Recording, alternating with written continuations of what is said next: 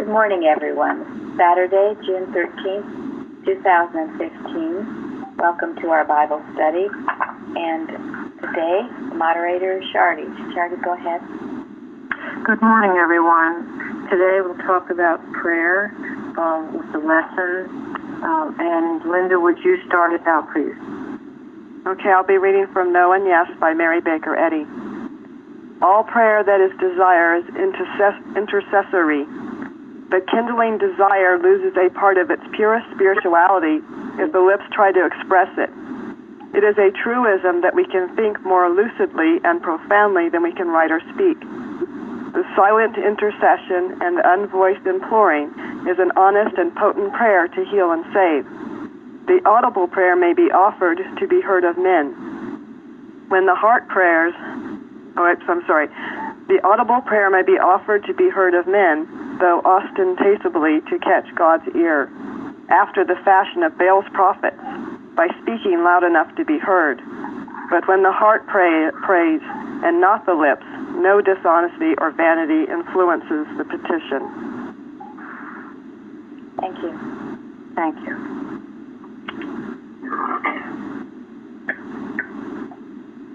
Okay, Shardy.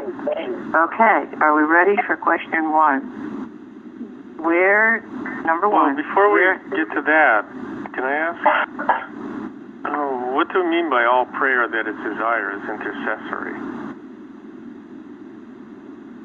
What do we mean by that? We don't really talk about this, do we? No, it's a good question. Glad you asked that question. I've been wondering about it all week. I'm going to go join a Southern Baptist church tomorrow, by the way. Anyway, go ahead. Just kidding. We never know about you, Tom. However, that is a very vital question. And what comes to mind is the explanation that Eustace gave, where he talked about the priest that went to an old church and found the old prayer book and found that the prayers where they were asking God for things or safety or whatever it was, they used those prayers a lot. And that there was another set of prayers where they were just praising God for His allness and goodness. And those were used very little. Those pages were clean. And Mr. Eustace went on to explain that the higher level of prayer is one that simply praises God and gives Him all and everything. Whereas those where he said, oh God, please do this for me, for the safety and the crops and everything else, it's a step, but it's not the higher level of prayer. Thank you. I like this when I found it for today, because in actuality, anytime we turn to God, we are really asking for His help, even if we're praying in adoration, and we are coming to Him as the all-power. That's what it meant to me.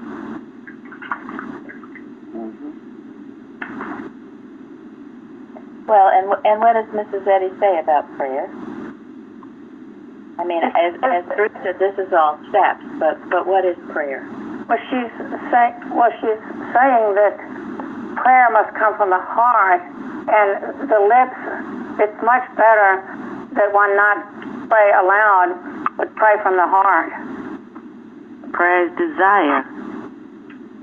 Yes, she says desire is prayer. Yes. And if you go on with this reading, it says, true prayer is not asking God for love. It is learning to love and to include all mankind in one affection. But this is too long to put on the computer. Okay, but thank you, because that in a way is what I was looking for. That's true prayer. And Mrs. Eddy says, we ask God for things, or we implore to God, but how can we tell infinite love and mind what it already doesn't know?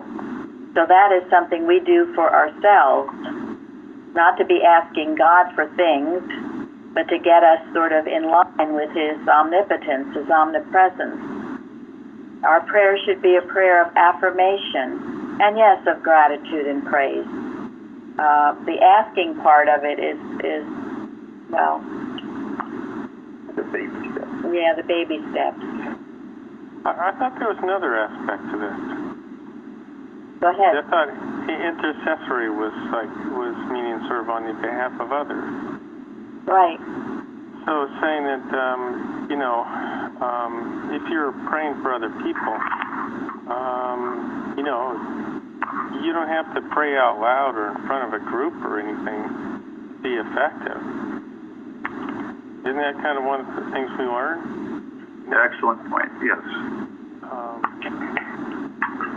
And she certainly brings that out too.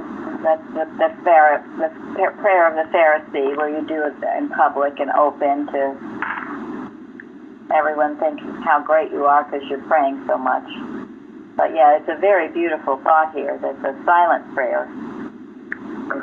And unvoiced imploring is an honest and potent prayer to heal and save. That's beautiful. Yeah, absolutely. Very beautiful selection, Shardy. Thank you. And the other thing that's beautiful about it is when literally you are alone with God, it leaves no room for dishonesty to come in. Whereas if you're doing it in front of people to make a show on people, it opens the door for much that shouldn't be. Yes. And it ties in with the fact that Abram prayed for Lot while he was in Sodom to be saved from the destruction. Exactly. Thank you, Luann. Good to see where Shardy was going with this.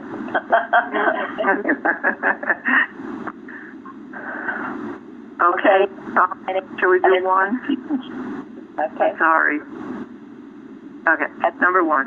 Where are Bethel and I don't know the pronunciation of it. It's often written just AI in Genesis 13, and where's Zor in Genesis 19?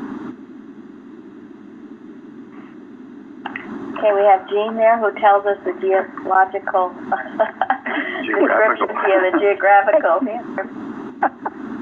Bethel is a town 10 miles north of Jerusalem. Hai is a heap of ruins nearby. Bethel is the house of God also, means the house of God.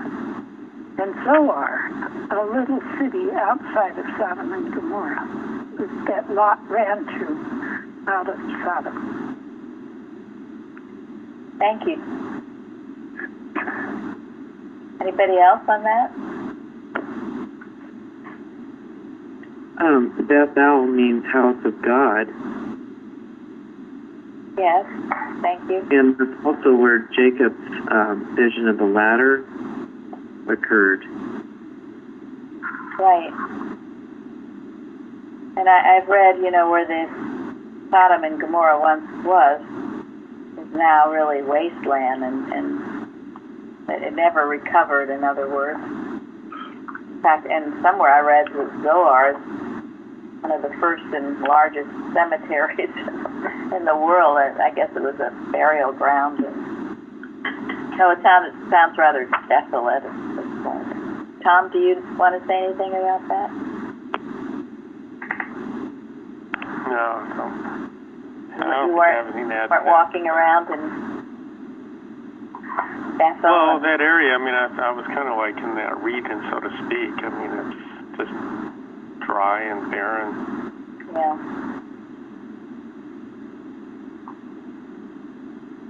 Okay, anybody else?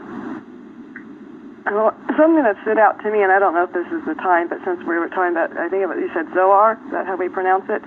That I thought was really interesting that Lot ran there instead of going to Abraham, where he probably would have been safer. To me, it was kind of an interesting state of thought. Well, he was also told to go to the mountain, and he said he was afraid to go to the mountain, which of course he had to go to eventually. He said, let me just go to a little nearby town, is what he wanted to do. Ah, interesting. I thought that was interesting, too. He wasn't terribly obedient, was he?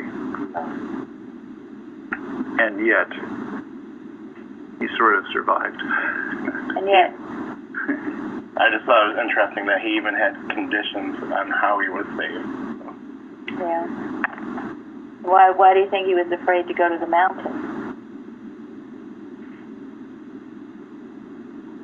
Didn't know anybody there, or who might be there.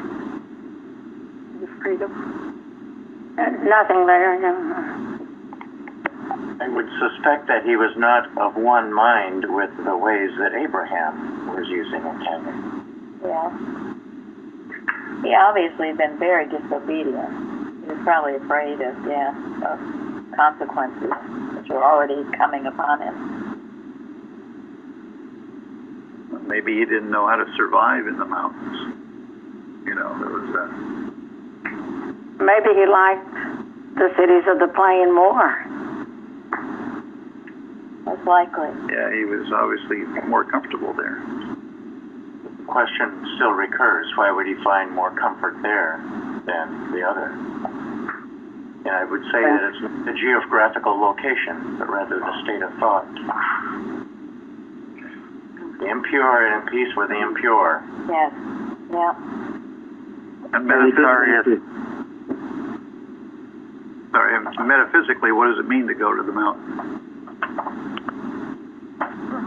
Where Christ went when he wanted to pray, to go into the quiet place of the Most High. He who dwelleth in the secret place of the Most High. Yeah, it means to lift your thought, doesn't it? It means to purify your thought. Which means he'd have to leave some baggage behind before he could make that ascent. Yeah, I'm sure that's the main point of it. Who else? There were a couple gentlemen who were. Go ahead. The angels had a dragon practically kicking and screaming out of the city. Yeah. That wasn't a good sign. Hopefully this isn't repetition because my phone pulled a fast one on me, but what I got out of Dumalos was that Bethel was temple to God, Ai or High was overturned, and Zor is apart. And what the commentary also was that when Abraham gave the choice to Lot, he looked at the fertility because at that time Sodom and Gomorrah was a plain that was quite fertile, and so he chose a good, quote-unquote, good place, but that also had the more vice. Right. We'll get to that in a bit. Okay, I guess we've exhausted this one then, Shardy? I think so. Let's go to number 2. Why did Abram return to the altar at Bethel?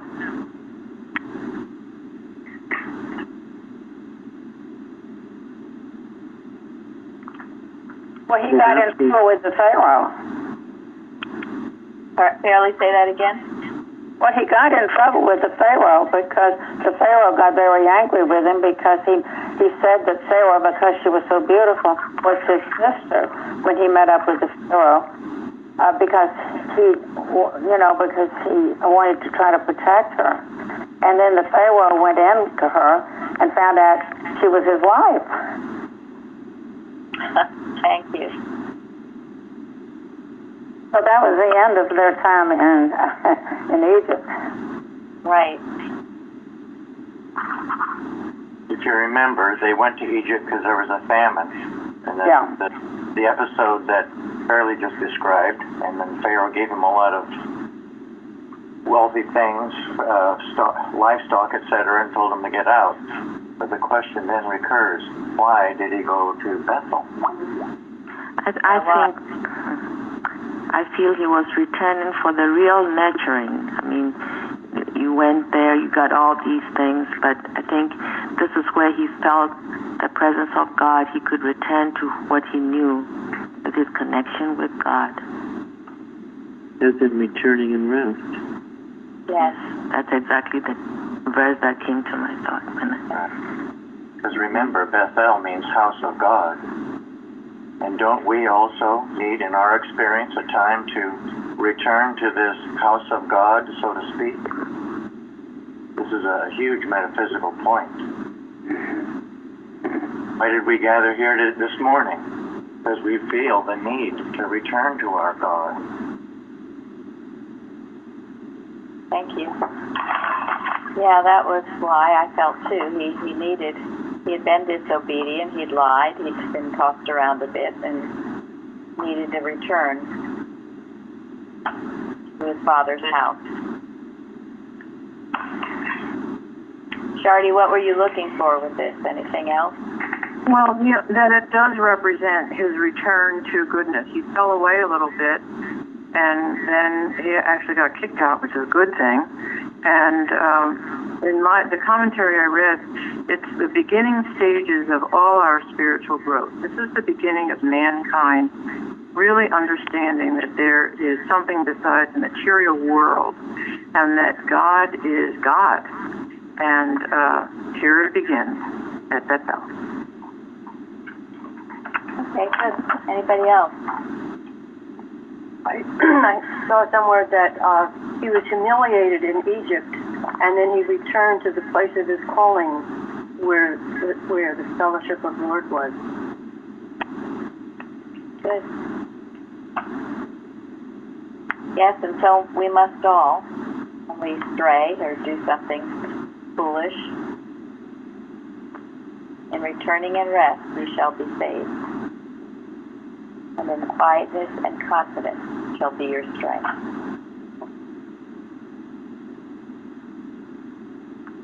Okay, Shardy? Okay, number 3. Is there a reason why Abraham and Lot journeyed together until coming back here? Why, when, and where did they part company?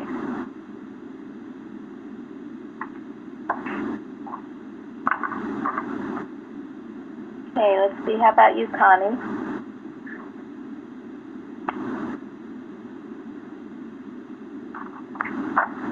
I know you're there.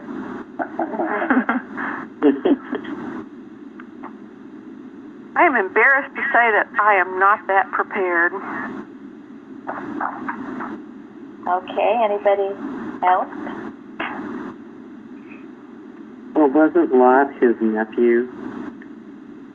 Yes. Yes. And so he was basically taking family, and but more than that, he was not exactly protecting Lot, but I guess in a way he was protecting Lot and trying to teach him the more spiritual way. Maybe a sense of responsibility for... He's got a feeling that he kind of adopted Lot. Yeah, Lot's father had passed on. Lot was Abraham's nephew. So he kind of took him under his wing. The role of a father, took him under his wing. What were you saying, Linda? Actually, that was really close to what I was going to say. Just a responsibility for family. Right. And now they were in a land where the Canaanites and the Perizzites were feuding, and then the Abraham's and Lot's herdsmen started feuding, probably over the water and the land for their cattle. So Abraham said to Lot, "Let us not have any dissension, let us part," and he let him choose the way that he would go, with no strife among them. Thank you. Abraham was a peacemaker, and he did not get angry easily. He offered more to Lot than was necessary. Yes, thank you.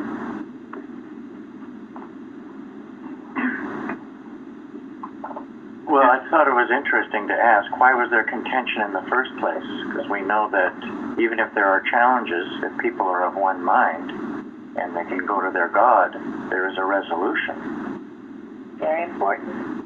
So I'd read somewhere that on their way back from Egypt that Abram was very considerate of other people's property and where his cattle and herdmen went, whereas Lot was rather reckless and was very disrespectful and inconsiderate of other people's property. I know from my own experience, if you go into a business office, each office has a tone, an environment, so to speak. And usually that environment is set by the one at the top, from the top down. So while we're Lot's herdsmen, not so considerate to law, but Abram's herdsmen were very considerate of law. Thank you. Yeah, it's an important point. If you all are in the one mind and there are problems, you can resolve them. You can work them out and come to a good conclusion. But if there's someone who just refuses, well, then there's problems. But certainly in a church that's demonstrating, and we should be able to work things out so that people don't leave. And if they do leave, it's always because for some reason they're angry or upset about something. So, it's an important point in science. All things can be worked out. Mrs. Eddy says in the chapter on marriage, if one person is a Christian Scientist, there should be no reason for divorce. So, something important to think about. Well, Abraham always, after his little mistake in Egypt, he always turned to God, and it's very obvious that Lot did not turn to God. Very obvious, yes. Now, I'd like to say a word in Lot's favor, okay? Well, don't say a lot.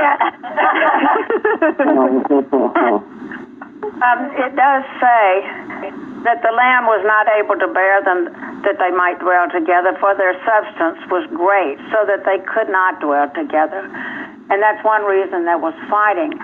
I read that because of the drought, the grazing areas of Canaan could not support the combined flocks and herds of Abraham and Lot. So they had to, they were hard-pressed for pasturage, and so they decided to part. Yes, but who solved the problem? They had both become so wealthy that it was becoming a problem. How about that? In one of the commentaries, it mentioned that wealth was also considered, another word for it was burden.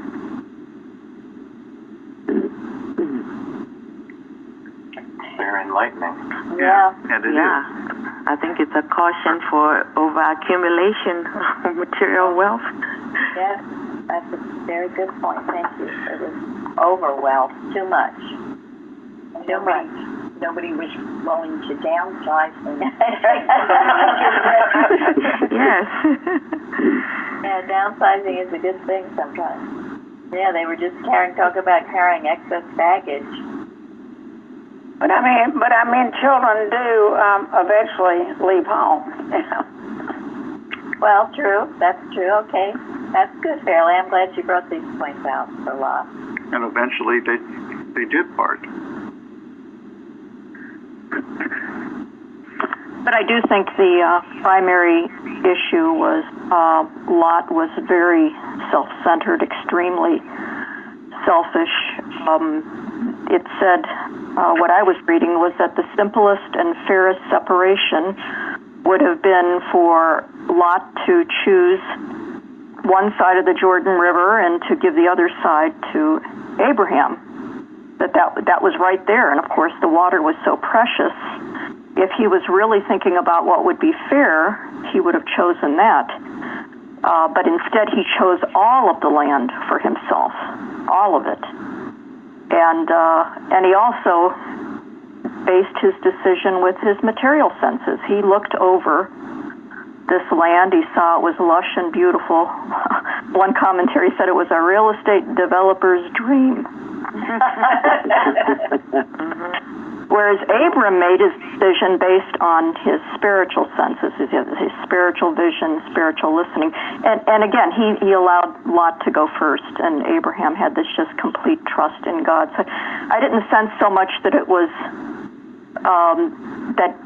that it was because they were too wealthy, because Abraham's wealth, I don't think affected Abraham, but it did definitely affect Lot and his decisions. He became extremely possessive of what he had, and maybe just in terms of what it would do for him. Well, that's an interesting point. Let's go into that a little bit here. Lot was benefiting from Abraham's spirituality, from Abraham's demonstration, if you will. Lot was benefiting from it. Lot had gained a tremendous life, a tremendous amount of wealth, and he didn't earn it himself. I guess that's the point. He didn't earn it all himself. He hadn't established a strong relationship with God and earned everything he had.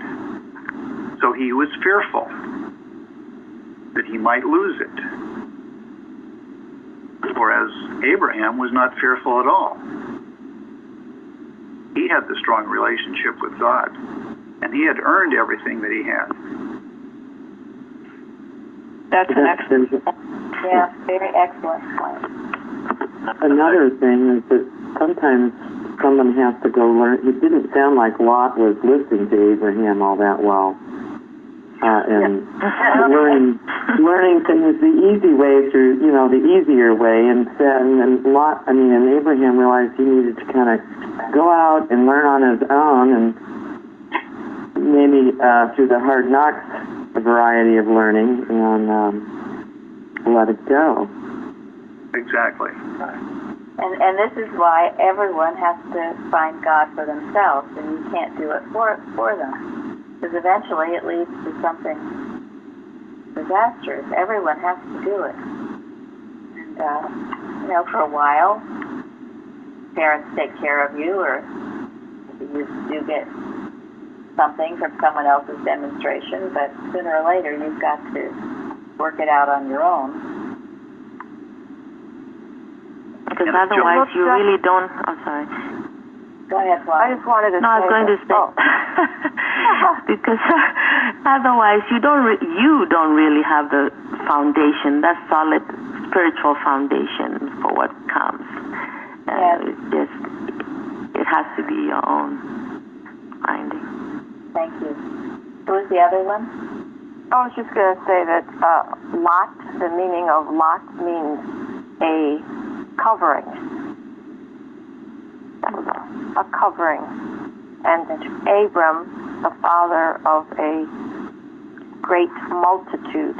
So you see the generosity. Lot's a covering, and Abram, the father of a great multitude. Thank you. These are all interesting points, and Abram knowing to choose from his spiritual sense and not from his material senses. Maybe we'll talk about this later, about the lessons learned from this story, but it's always appalled me to some degree how people decide where they're going to live, just based on, the beauty of the country or the temperature or whatever, rather than the question is, where does God want you? Where can you serve Him best? What are your motives? It's interesting, in the Matthew Henry commentary, he says, that which is best for us is that which is best for our souls. Lot didn't pick what was best for his soul. And it's also interesting because later, in 2 Peter 2, it says, turning the cities of Sodom and Gomorrah into ashes, condemn them with an overthrow, making them an ensample unto those that after should live ungodly, and delivered just Lot, vexed with the filthy conversation of the wicked. For that the righteous man dwelling among them, and seeing and hearing vexed his righteous soul from day to day with their unlawful deeds. The Lord knoweth how to deliver the godly out of temptations, and to reserve the unjust unto the day of judgment to be punished. So, you can say no matter what, Lot got his face rubbed into a lot of awful stuff. Sort of like the prodigal son. And yet, compared to most, he was a very good man. Yeah, compared to most. In those days, I guess. Another thing came to mind about Abraham and Lot. Givers and takers. Lot just took whatever was pleasing to his material senses. But Abraham knew from whence it all came. He gave Abraham the first choice. He was more of the giving type. He knew the source of it all. Yeah, that's a wonderful point too. When Lot was protecting the angels and they were in his home and the mob came and said, let them come out here, we want them. He offered them his daughters. Yeah, that was shocking. Yeah, that was shocking. It shows where his thought was, though. Well, also, that he could live in that kind of a city. Yeah. Tolerate that kind of stuff. Yeah, he did have some issues. I don't know if he had struggles because, basically he seemed good, but that is a good question. How did he wind up there? I mean, it wasn't as if it just became that way. I mean, he had to know. Right. No, that's right. Well, he was. Why didn't he just go to Zoar? Pardon me? No. Why didn't he go to Zoar? Yeah, exactly. Why did he stay there? There was something, as Bruce said, the impure is at peace with the impure, are at peace with the impure. So there was something very wrong there that had not been burned out of him. And yet, how many people are part of a organization, a business, a church, or a family, where some real garbage is going on, and they tolerate it? I mean, real wickedness going on, and they tolerate it. So you see, that's the application to ourselves again. We have a tendency to make nice, to overlook, to think the best, and yet we must call a spade a spade. I've been studying the Nazi Germany, and a book about the American ambassador who went over there. And initially, the same thing was with him. These atrocities would go on, and the Nazis would say, "Oh, it was just a one-time thing, and we'll discipline the people." And this ambassador accepted it because it sounded like he was going to change, and things couldn't really be that bad. Well, things were really, really bad. So keep your spiritual antenna tuned and awake and alive, and don't make nice things that are not nice. This is how it all starts. And the trickery, the deception of error. They promising, "Oh, yeah, we'll stop. Oh, we won't do that again." Well, they were doing it again and again, and in more ways than would meet the eye. So, trust your spiritual sense. And there were some who did know. Most of them were shut up. It talked about a reporter there who was reporting on the atrocities. They sent him home. They sent him home to the United States, which is where he was from. Because the Nazis didn't, of course, want all of this reported. And I guess the whole thing seemed embarrassing, and everything seemed so pleasant. They described Berlin as so beautiful. Flowers and gardens and everybody having parties. And, of course, a lot of beer drinking. But, and Hitler was so charming. Yeah, all these people were so charming, including Goebbels and some of the worst. Yes, Hitler. That's the nature of it, the nature of evil. Covering, as Lucia said, covering. Well, that happened with the American ambassador who was in Berlin. He began quickly realizing terrible things were going on, and the State Department wouldn't believe him. There's a book about it that was written about 2 or 3 years ago. Right. Well, that's the book I'm talking about. Yeah. Initially, he didn't. Later, when it got so bad, he did. But initially, he didn't. Oh, why? Oh, yes, I understand. What is the book? It's called In the Garden of Beasts. Oh, okay. Thank you. By Eric Larson. In the Garden of what? Beast. Oh. Beasts. By whom? And the reason that I am reading or investigating any of these things is so we are awake and it does not happen again. That history does not repeat itself. Because, we can all look back and say, how in the world did that happen? Well, how in the world did it happen? And I was talking to someone this week, too, about Frances Thurber Steele and her book and the wonderful healings that went on at the turn of the century. And yet, what happened? And you can ask yourself, what happened to the Christian Science movement? What happened that it turned into the laughingstock of humanity?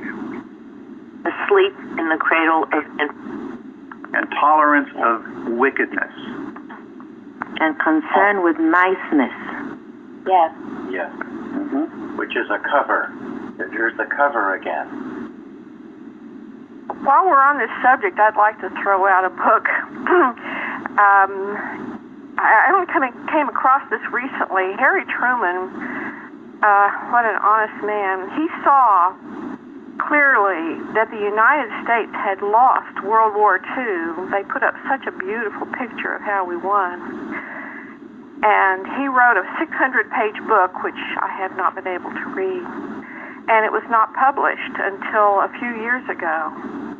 And that's still pretty covered, but it's starting to come out. And, oh, boy, they sure don't want that to come out. But he saw clearly that we did actually lose that war. Well, there's a lot that's hidden that will be uncovered. Well, it's in his book. Well, there's another book, and I'm going to start quoting to you from as well. It's called The Spiritual Journey of George Washington, which tells how we did win the Revolutionary War. And so different from Franklin Delano Roosevelt. True. So, well, we can continue on now, but these are lessons learned from the story of Sodom and Gomorrah. I just wanted to add a couple of things. This separation could have blessed Abraham, too, because this is when, afterward, where his name was changed in the Second Covenant and Isaac was born. Thank you. So a lot of good happened afterward. So, who knows where it would have been if he stayed. Exactly. That's a good point. Thank you. I was going to bring that up later, but it's very important, yes. His willingness, I think maybe he knew, he saw with Lot that there was no sense in trying to journey on together for the sake of family. So it's time to split up, let Lot learn what he had to learn, and in that obedience, a great blessing came to Abraham. Abram, turning to Abraham. He was blessed. And so you see, this is so interesting, all of this. You see what happened to Lot, you see what happened to Abram. And mainly it goes back to their motive and their relationship with God, whom it looks like Lot had none. And maybe if Job had done this with his children, he wouldn't have lost them. Yeah. Maybe.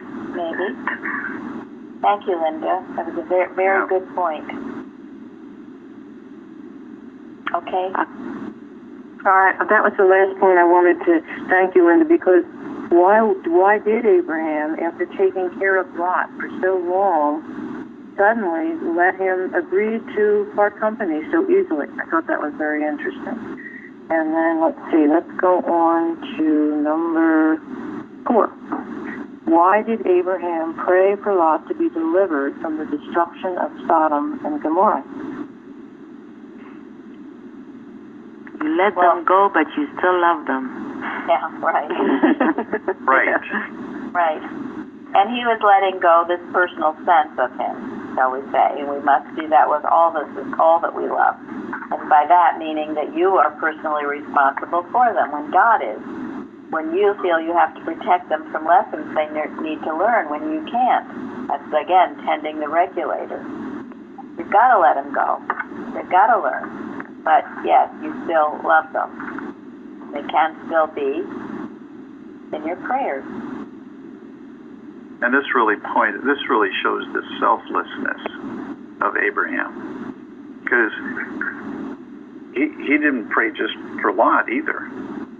I mean, he implored God to save any righteous person. Even if there's only 10. Yes.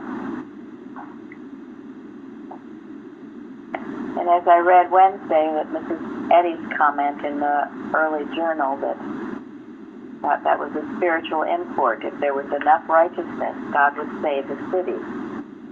But evidently there wasn't. And so it is for us here, too, to make sure that our country, our church, our homes have that righteousness, purity in them. Sorry. Well, I was just going to say, God doesn't destroy anything. I want to make that really clear, because the story can be confusing. God did not rain brimstone on these people. What did? Their selfishness. All error can do is destroy itself. Yeah. And that's what we see here, error destroying itself. One thing, too, I think I should mention, I didn't realize it because I don't really think of this story in that way, but a lot of Christians bring this story up as why homosexuality is so wicked and terrible and awful. And it's, what is so wicked and terrible and awful is man's cruelty to man, violence, sex done out of any kind of anger or horribleness. That is what is so awful. And let's be clear on that, because all of this judging and name calling, I don't like it, and I don't think it's part of science. Heterosexuals can be just as terrible. So let's keep it away from that. And I only bring it up because there's so much out lately about it. We keep it away from that. It's mortal mind in all its various forms that's awful and that will destroy itself.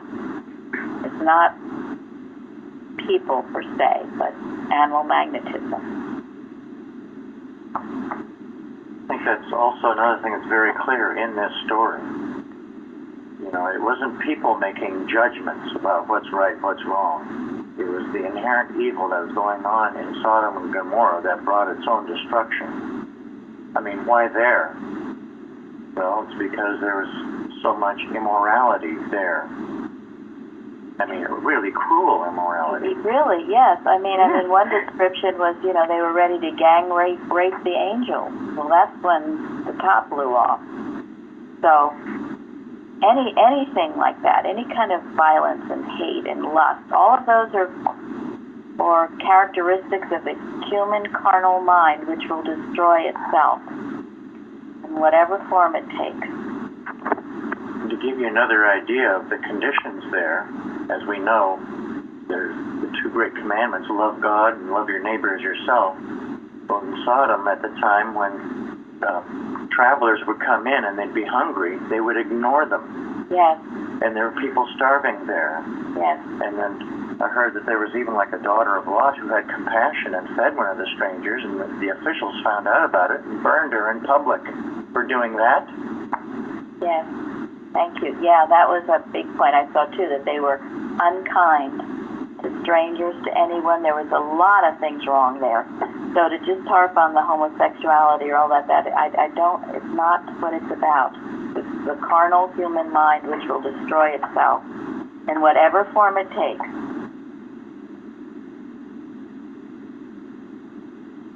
Anybody else? Someone was about to talk earlier. Well, I just was going to add that what I've been learning from at this church and then this story with Lot is you really can't force growth on anybody or understanding. So even though he was saved, he didn't really understand. And I don't know that he really wanted to leave. I mean, if he was dragged out, so he, I don't know. So he didn't really learn. I mean, he maybe perpetuated it a little longer his life, but did he learn? What did he learn? We so much want to make people change and think differently, but we can't force that. It's really in God's hands. That's That's true. right. Yep, I know that was what was so shocking to Shardy when she read what eventually happened a lot anyway. Yeah, that's true. And so, yeah, yep. Anybody else?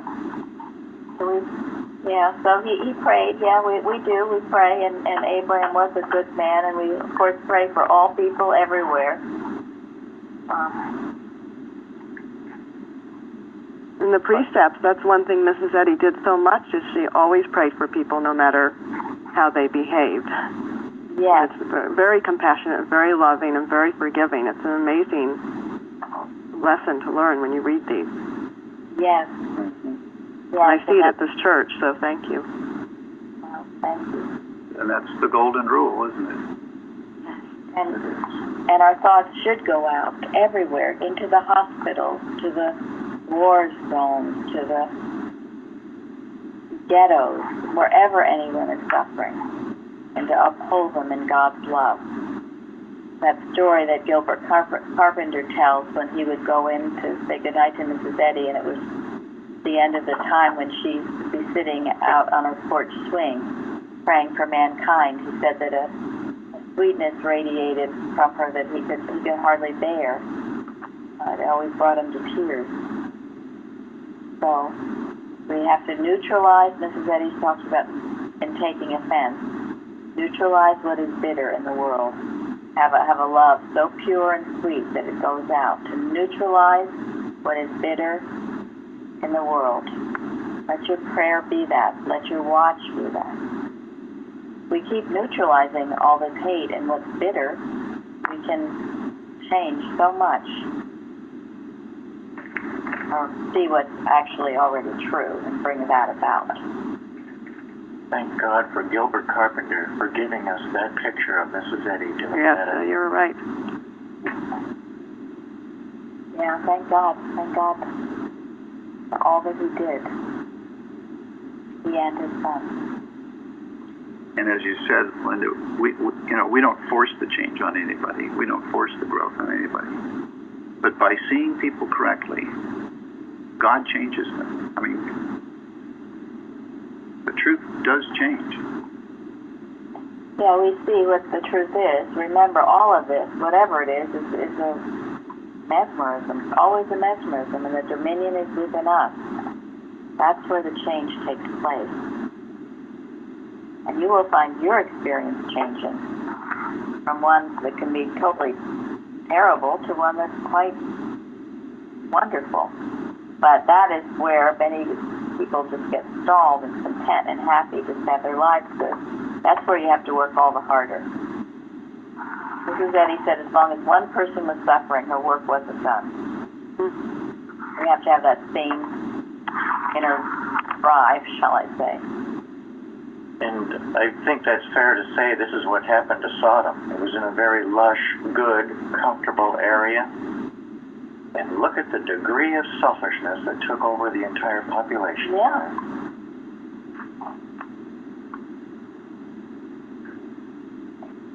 Yeah, sometimes in the most beautiful places can be the most awful goings-on.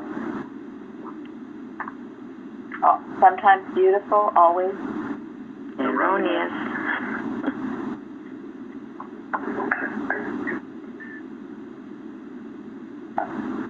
So did we cover that? Anyone else? Why did Abraham pray for Lot?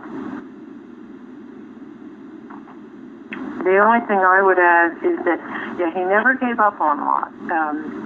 Although he let him part company, he didn't give up on him. And I read commentaries where Abraham was probably on to the fact that Lot was not praying. and Abraham prayed for him then, and that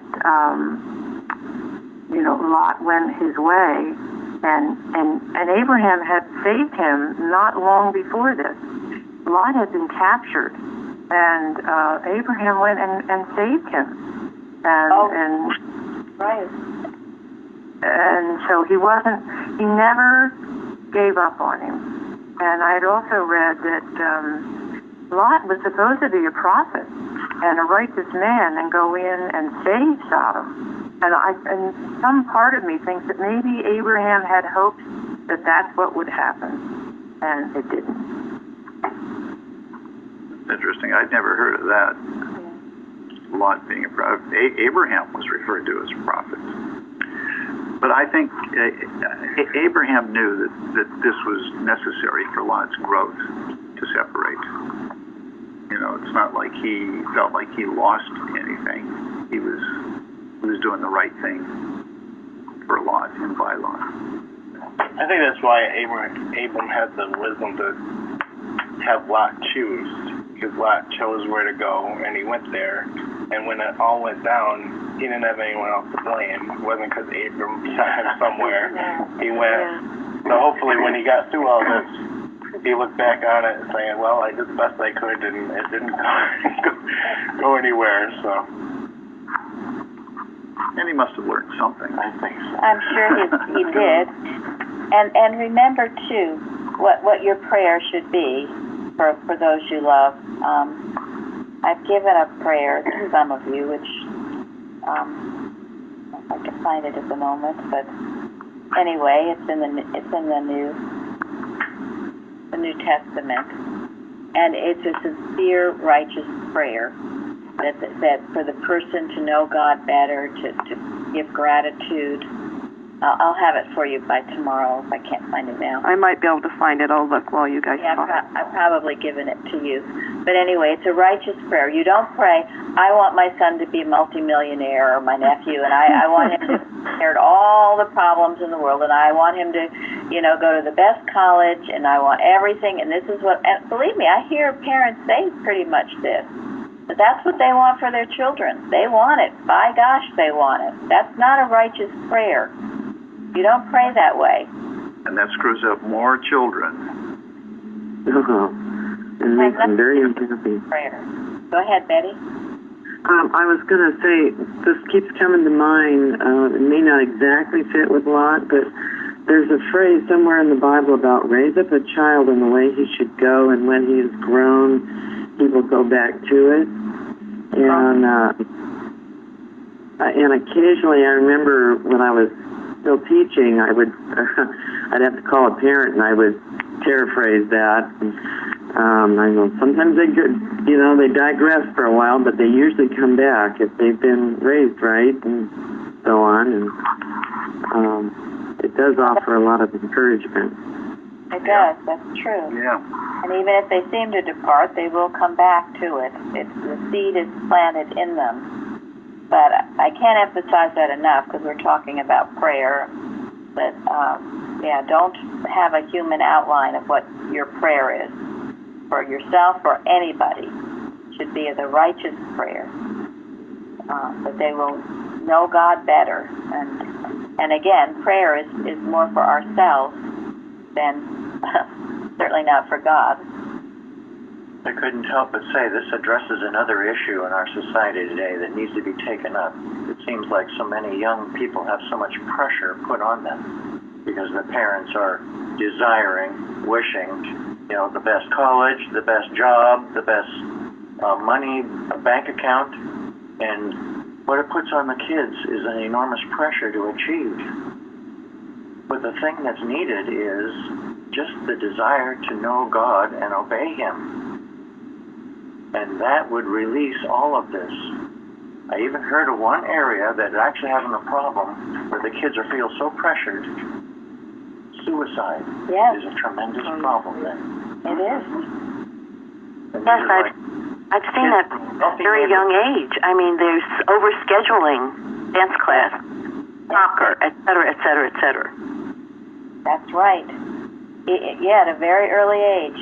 That was one thing Mrs. Evans, she said, let your children have time to Lay in the grass. lay in the grass and look up at the clouds and be children. Not all this scheduling and pushing and why. It's all your human pride that's been involved. It's not the child. It's what you want them to be, so you have this fine specimen to be so proud of. It's the grossest, one of the grossest forms of the human mind. And I also would like to add Mrs. Eddy's statement where she said that regarding adults, that they should preserve in themselves that which Jesus loved in little children. That's lovely. Yes, I love that.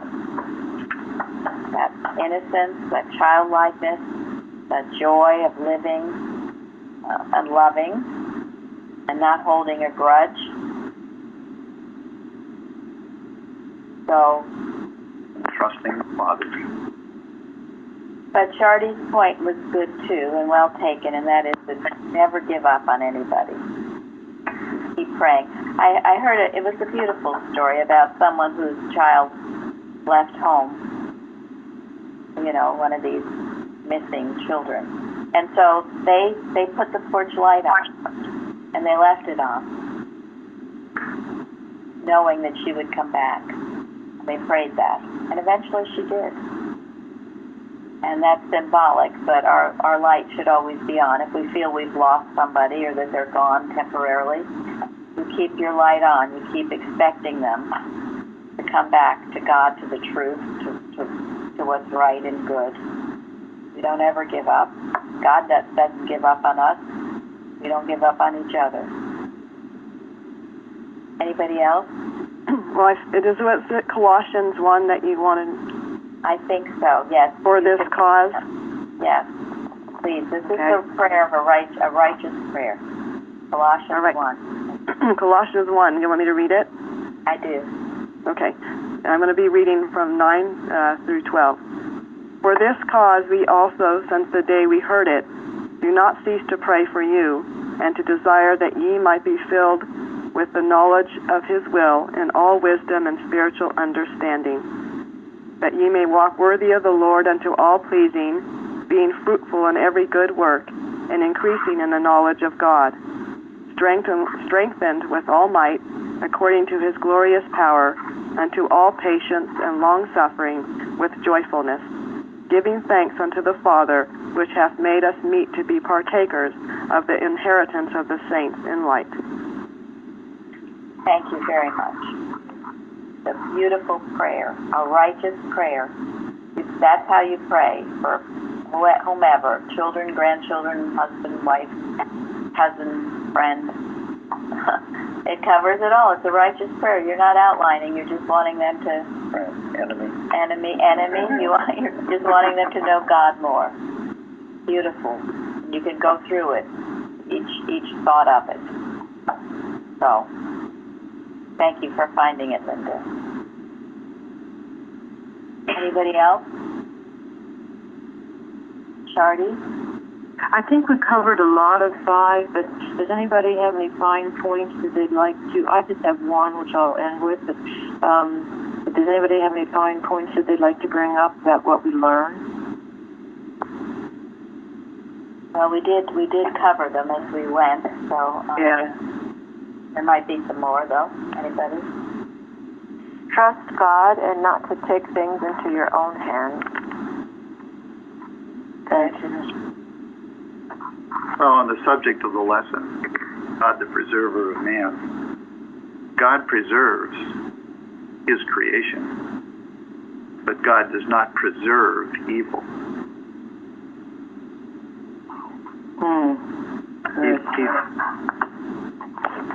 Yeah, this is such an important point, and it brings it out in the lesson that truth destroys only what is untrue. And it will. If it's not true, you don't want it to. It remains. It will destroy. Error will destroy itself, but God preserves his creation, and this is a wonderful example of it. And Mrs. Eddy explains it, thank God, because so many people don't understand this. They think God destroys people and things, And how could that happen? yeah. But one lesson that came to me is that if there's evil in my life and it's come out and it's being destroyed, for God's sake, don't hang on to it. Right. Let it go. Let it go. Let it destroy itself. And why stand aghast at nothingness? I think one of the things that hit me really was Abram's fear when he went out of land of promise and kind of didn't turn back during this famine time and went into Egypt and became very fearful of his life, which is why he was willing to say his wife was his sister. Right. When he could have gone into Egypt, the Pharaoh loved him, really liked him a lot, and made him very wealthy. And yet he hid the truth. And what that all means to me is, my goodness, if God had come to me and said, go to this promised land, and then it got really tough, there was a famine. Well, what do we do with fear? How do we handle that? Because that's the big part, I think, of this whole thing. I mean, so much of it would not have occurred had he gone back to his father, who had promised him this wonderful stuff. But we move sometimes with fear. And what that means, I don't know. It was just a good lesson to me. Okay, thank you. Yeah, it is good, because you'll find fear at the bottom of just about anything that's wrong. And that's a good point. That's why the answer to every problem is what? God.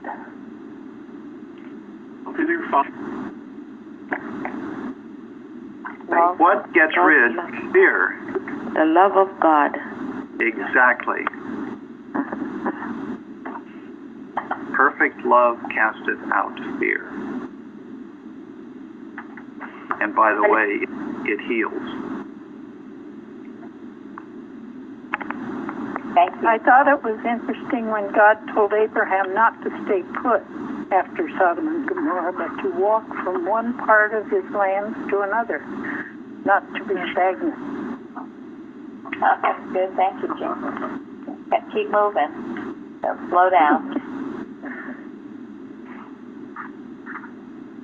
That's true for all of us here. Don't slow down. Keep moving. Stay active. Don't withdraw. Anybody else? Shari, you had a final? Oh, no, you all covered it. It's wonderful. Thank you. Well, thank you, Shari. Yeah, thank you. Thank you very much. Thank you, Shari. Mm-hmm. Thank you, everyone else, for participating. Yes, thank you. All of you.